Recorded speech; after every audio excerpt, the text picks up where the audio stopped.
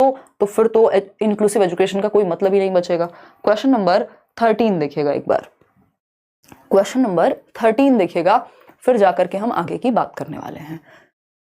ये एक सेशन अगर आप एनईपी को लेके कर लेते हैं तो आपके बहुत तरह के क्वेश्चंस गलत नहीं होंगे।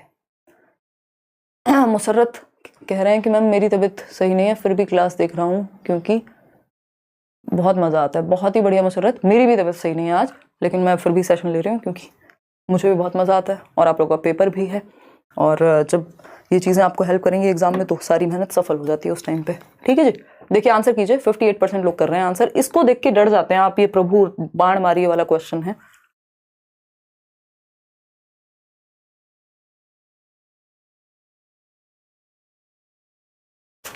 फिफ्टी 57% लोग देखिए ना, ये इतने इजी क्वेश्चंस हैं, लेकिन इनको देख के जहां पे नॉट लिख दे, इस तरह के ऑप्शंस दे दे, ज्यादातर लोग गलत कर देते हैं। मतलब वो पहले घबरा जाते हैं। अगर आप घबराएं नहीं तो सही दे देंगे उत्तर इसका।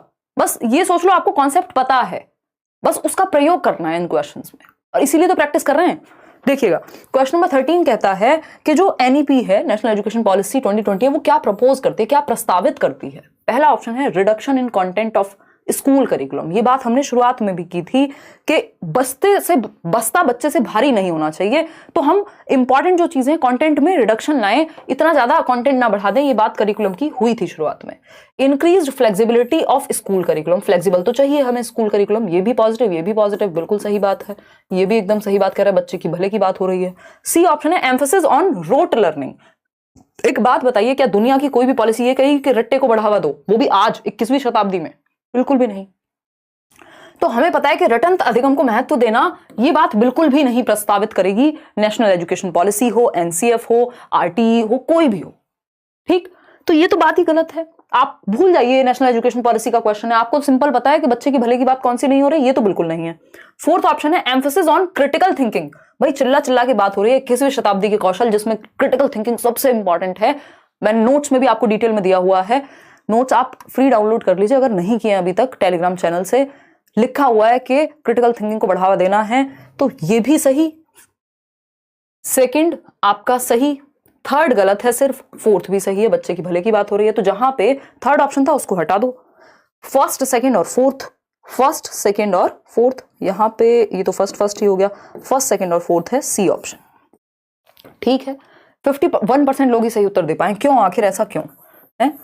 फर्स्ट सेकंड और फोर्थ, ठीक है, थर्ड तो हो ही नहीं सकता ना, थर्ड तो हम वैसे ही हटा देंगे। और फर्स्ट और फोर्थ ही क्यों हो, जब आपका थर्ड ये सेकंड भी सही है तो सिर्फ फर्स्ट और फोर्थ को क्यों लगाएं? लचीलापन, फ्लेक्सिबिलिटी तो चाहिए हमें एजुकेशन में, है ना। रिजिडिटी से फ्लेक्सिबिलिटी की तरफ जाना है। रिजिड का मतलब है कोई परिवर्तन नहीं होगा बच्चे की नीड के अकॉर्डिंग, स्टैंडर्डाइज्ड है, वही फ्लेक्सिबिलिटी पॉजिटिव बात है।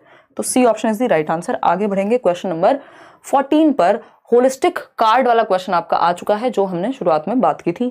अगर हम बात करें तो holistic 360 degree multi dimensional report card, यानी जिसमें बच्चा स्वयं को, बच्चे के दोस्त, बच्चे को और टीचर्स सब आकलन करके एक रिपोर्ट कार्ड बनेगा जिसमें बच्चे के दिमाग, दिल और फिजिकल एक्टिविटीज हर चीज को शामिल किया जाएगा। बात तो सही है या नहीं? वो कह रहा है नोट्स प्रिंट हो रहे हैं, पीडीएफ का इमेज में चेंज करना है बस। पूजा मैं अभी नए वाला एक फाइल दे दूंगी आपको नोट्स की, वो प्रिंट भी हो जाएगी और उसमें प्रॉपर सारे टॉपिक्स की आपको एक कंटेंट लिस्ट भी मिल जाएगी शुरुआत में। जिसको जो टॉपिक पढ़ना हो डायरेक्ट उस पेज पे जाके आप पढ़ सकते हैं। देखिएगा डी ऑप्शन 89% लोग कह रहे हैं, यानी होलिस्टिक जो 360 degree multi dimensional report card है वो समेटिव असेसमेंट पे फोकस करेगा, प्रपोज करेगा, बिल्कुल भी नहीं। एसए से ज्यादा एफए पे फोकस करना, याद रखिएगा। योगात्मक की जगह रचनात्मक आकलन, जहां पे बच्चा रचना करे, जहां पे बच्चा क्रिएटिव हो, जहां पे बच्चे को फीडबैक मिले। समेटिव तो जजमेंट के लिए है। असेसमेंट ऑफ रोट मेमोराइजेशन, यानी यंत्रवत याद करने के कौशल का आकलन करना। यंत्रवत पे तो हम फोकस ही नहीं कर रहे, रट्टे पे फोकस ही नहीं कर रहे, क्यों हमें आकलन करना है रटने का। Grading of children on the basis of paper pencil test, ये अगेन समेटिव वाली बात हो गई कि बस पेपर पेंसिल में जो लिख के आ जाए वही सही है। इंक्लूजन ऑफ, देखिए इंक्लूसिव एजुकेशन हमें पता है बहुत पॉजिटिव बात है। Of self assessment and peer assessment, यही बात हमने अभी जो मैंने आपको वो एक पिक्चर भी दिखाई थी, याद कीजिए। स्व आकलन और समूह आकलन का समावेश करना है, तभी उसको 360 डिग्री कह रहे हैं। अगेन आप लिख लीजिएगा 360 डिग्री या होलिस्टिक रिपोर्ट कार्ड की जब हम बात कर रहे हैं, यानी बच्चे के सभी पक्षों को, यानी बच्चे का सेल्फ असेसमेंट, वो अपने बारे में क्या सोचता है। उसने मान लीजिए कोई एक आंसर लिखा, उसने खुद से खुद को कितने नंबर दिए, ठीक, स्व आकलन। उसने अपने 4 दोस्तों को कहा कि भाई पीयर ग्रुप को, जो उसकी सेम एज के लोग होते हैं, जिसको हम साथी समूह कहते हैं, कि अब तुम भी देखो मुझे कितने मार्क्स मिलने चाहिए, या फिर मैंने कैसा लिखा है, कहाँ इंप्रूवमेंट की जरूरत है। और फिर तीसरी तरफ टीचर से भी असेस कराया कि आपको क्या लगता है सर या मैडम। ठीक, तो ये 360 डिग्री असेसमेंट ऐसे बनेगा। ठीक, इसमें ग्रुप असेसमेंट अपने आप शामिल हो जाएगा, क्योंकि पीयर्स का मतलब है उसके साथी, साथी कोई एक तो होगा नहीं, ग्रुप में भी असेसमेंट हो जाएगा। ठीक, समझ गए?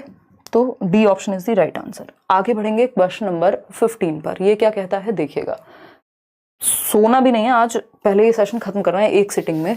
In the context of languages national education policy 2020 किस चीज पे जोर देती है, यानी भाषा के संदर्भ में राष्ट्रीय शिक्षा नीति किस पर बल देती है। भाषा के संदर्भ में मतलब मातृभाषा और मल्टीलिंगुअलिज्म, 2 वर्ड याद कर लीजिए, काम खत्म। एम फॉर MM याद कर लीजिए आप, मल्टीलिंगुअलिज्म और मदर टंग, बस खत्म, इसके बाहर कुछ नहीं आएगा। ठीक, बच्चे की मातृभाषा को बढ़ावा देना है, दूसरा मल्टीलिंगुअलिज्म को आपको बढ़ावा देना है, यानी बहुभाषाएं जो है वो अच्छी बात है। लाइक शेयर करना भूल जा रहे हैं आप आज लोग, आज मैं कहना भूल जाती हूँ, आप करना भूल जाते हैं कई लोग। देखिएगा, मल्टीलिंगुअलिज्म बहुभाषिता सही है। मोनोलिंगुअलिज्म, मोनो का मतलब है सिंगल, सिर्फ एक ही भाषा का प्रयोग, तो ये तो नेगेटिव हो गया, एक भाषावाद तो नेगेटिव हो गया। English as the medium of instruction across the nation, ये किसने कहा है कि इंग्लिश ही एकमात्र मीडियम होना चाहिए। हिंदी एज द मीडियम, तो अगेन सिंगल लैंग्वेज पे आ गए, मोनोलिंगुअलिज्म वाली ही बात हो गई। एक ही ऑप्शन पॉजिटिव है। बहुभाषिता यानी मल्टीपल भाषाएं, डाइवर्सिटी वाला देश है, कई भाषाएं यहाँ बोली जाती हैं। A option is the right answer. आगे बढ़ेंगे क्वेश्चन नंबर 16 देखिएगा एक बार। आसान लग रहे हैं क्वेश्चन या नहीं लग रहे हैं बता दो। क्वेश्चन नंबर 16 देखिए, which of the following statement is correct as per NEP 2020, यानी NEP के अनुसार कौन सा एक स्टेटमेंट सही है। जो बच्चे की भले की बात करे वही स्टेटमेंट सही है। ठीक है ना, कोई दिक्कत परेशानी इस बात को समझने में। अगर हम बात करें, देखिएगा, अगर हम बात करें किस चीज की, बहुत ही बढ़िया, कल एकदम 9 बजे शुरू करेंगे, अभी आज हम लेट हो चुके हैं थोड़े। देखिए, अगर हम बात कर रहे हैं किसकी, NEP 2020 के अनुसार कौन सा कथन सही है, तो मोनोलिंगुअलिज्म, अभी तो इसको कट किया था। मोनो का मतलब तो सिर्फ एक भाषा, एक भाषा के हम प्रयोग करेंगे भाई। Should be emphasis should be placed on rote learning, रटने पे फोकस करना है, हटा दो। या फिर लर्निंग फॉर एग्जाम्स, तो लर्निंग फॉर एग्जाम्स में फिर हम सीख नहीं पाएंगे, फोकस सिर्फ पेपर पे रहेगा। सी ऑप्शन है, use of technology should be discouraged, यानी हतोत्साहित करेंगे टेक्नोलॉजी के प्रयोग को। फिर 21वीं शताब्दी में हम कैसे आगे बढ़ेंगे, है ना। और दिव्यांग स्टूडेंट्स के लिए, ये तो हमें सभी के लिए करना है कि प्रौद्योगिकी का जितना प्रयोग हो सके टेक्नोलॉजी का हम कर पाए, चाहे वो गिफ्टेड बच्चा हो, चाहे वो दिव्यांग बच्चा हो, चाहे वो एवरेज बच्चा हो। ठीक है ना। ट्विंकल कह रही है, मैडम आपने इसकी थियोरी इतनी जबरदस्त पढ़ाई कि कोई गलती हो ही नहीं सकती। बहुत बढ़िया twinkle, twinkle twinkle little star. आगे बोलो, है ना। Flexibility should be provided for students to choose their learning trajectories and programmes, यानी शिक्षार्थियों को उनके सीखने के पथ और कार्यक्रमों को चुनने के लिए लचीलापन, उनको फ्रीडम मिले कि वो किस एक्टिविटी में पार्टिसिपेट करना चाहते हैं। उनको डांस में, उनको स्पोर्ट्स में, उनको किसी एक पर्टिकुलर सब्जेक्ट में किस तरफ इंटरेस्ट है, उस तरह से हम फ्लेक्सिबल बना पाए कंटेंट को। तो सिर्फ डी ऑप्शन बच्चे की भलाई की बात करेगा, उसको आजादी देगा, बच्चा सबसे ज्यादा एक्टिव डी ऑप्शन में है। आगे बढ़ेंगे क्वेश्चन नंबर 17 पर। आसान से सवाल, लड्डू क्वेश्चन, जवाब दीजिए। नेशनल एजुकेशन पॉलिसी किस चीज पर जोर देती है, बल देती है। वही बात है, उन्हीं 2-4 शब्दों को घुमा फिरा के क्वेश्चंस बनाए गए हैं, क्योंकि ऐसा तो है नहीं दुनिया से अलग मार्क्स से तो जाकर के क्वेश्चन लेकर के नहीं आएंगे सीटेट में, है ना, या किसी भी एग्जाम में। भाई जो टॉपिक है उसी के अंदर से ढूंढ के ला सकते हैं ना। तो अगर हम बात करते हैं कि किस चीज पे हम एम्फेसाइज करें, किस पे बल दिया जाए, तो ए ऑप्शन है flexible multi level activity based learning, यानी लचीला और बहुस्तरीय। बहुस्तरीय क्यों जरूरी है, मल्टी लेवल इसलिए जरूरी है कि एक वो बच्चा जो स्लो सीखता है, जो स्लो लर्नर है, धीमी गति से सीखता है, वो बच्चा जो किसी वजह से बैकवर्ड या पीछे रह गया है, वो बच्चा जिसका IQ कम है, वो बच्चा जो एवरेज है, वो बच्चा जो गिफ्टेड है, तो आसान, मुश्किल, धीमे, तेज, सबको केटर किया जा सके। मल्टी लेवल एक्टिविटी इसलिए होनी चाहिए और फ्लेक्सिबिलिटी हो, किस बच्चे के लिए क्या यूज करना है। सही बात है। बी ऑप्शन है, only the aspects related to cognitive development, यानी बच्चों के केवल संज्ञानात्मक विकास से संबंधित पहलू पे ध्यान देना है। क्यों भाई, फिर अफेक्टिव कहां जाएगा, संवेगात्मक, उसके इमोशंस कहां जाएंगे, साइकोमोटर कहां जाएगा जिसमें उसको फिजिकल एक्टिविटी भी करानी है। कॉग्निटिव तो एक है, 3 एस्पेक्ट हैं टोटल, कॉग्निटिव, अफेक्टिव और साइकोमोटर। तो सिर्फ कॉग्निटिव क्यों, ये भी शुरुआत में जो पिक्चर दिखाई थी उसमें दिखाया था आपको।